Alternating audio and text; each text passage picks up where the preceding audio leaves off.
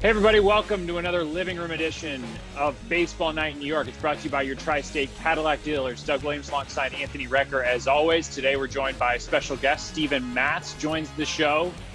Steven, thank you for being here. How have you and your family been doing?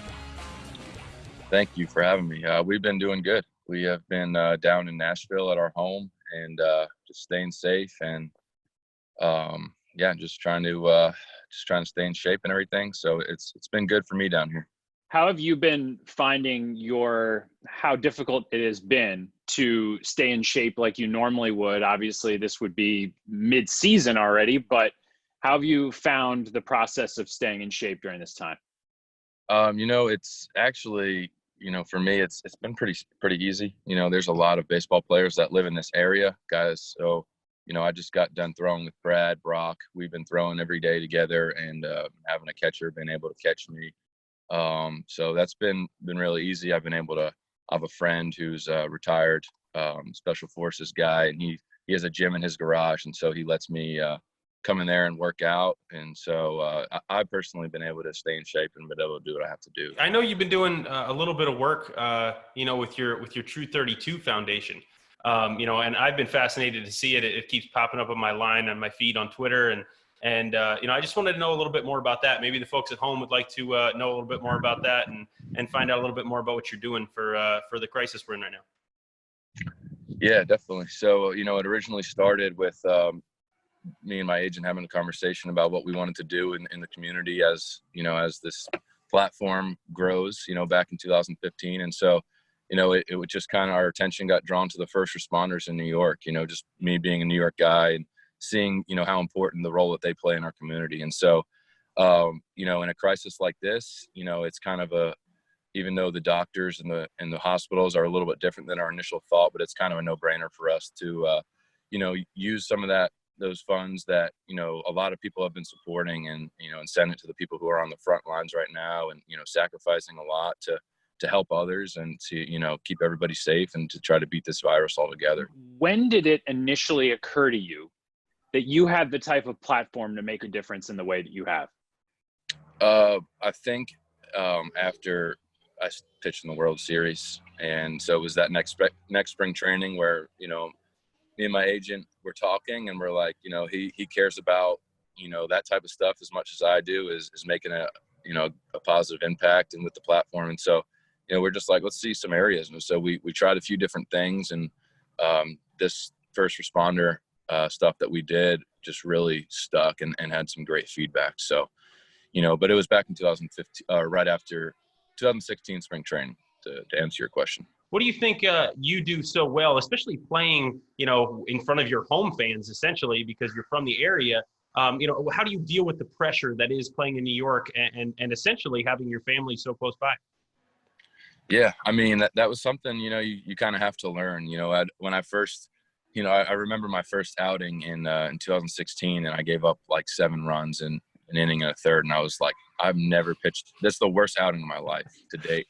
And I just remember feeling that weight and that pressure of almost like letting down, the fans and that stuff. And so I think just going through that more than anything is how you learn. It's definitely not easy. It hasn't come easy naturally. And so it's been a learning curve for me. And I feel like, the more I go through this thing, the better and better I'm getting at not letting, all that pressure of New York and pitching in front of my hometown fans and everything get to me. So it's been fascinating watching you in your career so far get better and better at getting past a rough inning or even mid-inning adjustments.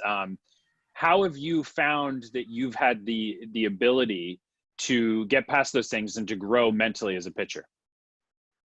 Yeah, I think, one, just going through them, you learn, and then you learn, something actually that Mickey Callaway kind of taught me was going through like an in-between pitch routine. And so it's something that you can control, even if somebody gets a hit or whatever happens, like kind of set a routine that that you're going to do that's going to get you locked in on the next pitch. All right, so let's get into our next segment. Now, I always have a hard time describing the gist of this segment, but here's basically what it is. there are two reactions to each question, two ways to answer each question, Steven, and Anthony and I are going to take turns asking you. You can answer it, as in, not really. Like if I were to say, do you enjoy donuts? And you don't, you'd say, If you did enjoy donuts, your answer would be, yeah, I do. And then a brief explanation as to why your answer is or I do. And if you're wondering, wow, these guys are pretty desperate for content in these times. No, joke's on you. We do this segment year round. So I guess joke's on us. Okay, so the first one, we're getting right to it off the bat. You are more competitive on the mound than Jacob deGrom. Or Oh man, that's a hard one. I would say, how do you just say we're the same? I guess he's just better at channeling that than me. Are there certain teams you enjoy pitching against, or in essence, beating out there on the mound than others? Or I'd say yes. I remember facing Houston this spring training, and that sums it up. Along the same line, there are hitters or a hitter that you least like to face. And what can you give us an example of somebody who you just don't like facing? I don't love facing Stanton, to be honest. He's got a closed off stance, and I mean, he hits the ball 1,000 miles per hour, and so I'm only standing 60 feet away from him, and one pitch, he can really do a lot of damage. Would you say that lefties, yourself included, are a different breed? Or I would say yes.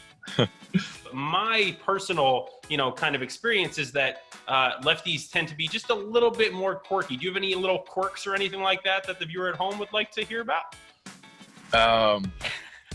I'm definitely got some quirks. Yeah. I just don't put my finger on one, but I got some quirks. Do you think where we're at right now with not out having, kind of anything to watch, any real games to watch at the present moment, do you think that watching old sporting events is a good way to pass the time right now? Or I would say I watched Gibson hit that home run in Game 1 of the World Series last night, and I was like, man, this is pretty cool. This is on the more personal side, Steven, and I'm very curious as to what your answer may be, because I know what mine is. You've become a good cook or developed any other new talents during this downtime? I've been messing with the charcoal grill a lot. I'd say the past 5 days in a row I've been using the charcoal grill, so I'm pretty pumped about that. Do you have a go-to thing that you've made on there? So 2 days in a row I've made some boneless chicken thighs, barbecue boneless chicken thighs, and they came out pretty good. That's and speaking of food, because now we're talking my language here. I'm actually a big Nashville fan, and you're down in Nashville right now. I love the food in New York. There's a lot of other cities throughout the country that I love the food. But what do you, is the food in Nashville is better than the food in New York? Okay. Not there yet. But they where's your place to go in New York? Where do you like to go? What's your thing? Oh man, this is probably one of my quirks. I like the Frances Tavern. It's where it's in Wall Street. George Washington, right? That's right. That's my favorite spot. He said his farewell to his troops at that farewell to his troops. All the generals. Wow. Learning new things every day. Love it. Yeah, it's a historical site in New York. Well, Steven, you've been such a good sport to do your high-pitched, I believe. And other than the last one with Nashville versus New York, you were forced to go high-pitched in almost every single answer, which makes you a good sport. We really appreciate it. We're making content every day, and having somebody like you join us on the Living Room edition of Baseball Night in New York just makes that easier for us. So thank you. Stay healthy. Our best to your family. Thanks for coming on. Thanks, guys. Stay safe and stay healthy to you too. Take care, man. All right, everybody. We'll be back with you tomorrow. Thanks for watching.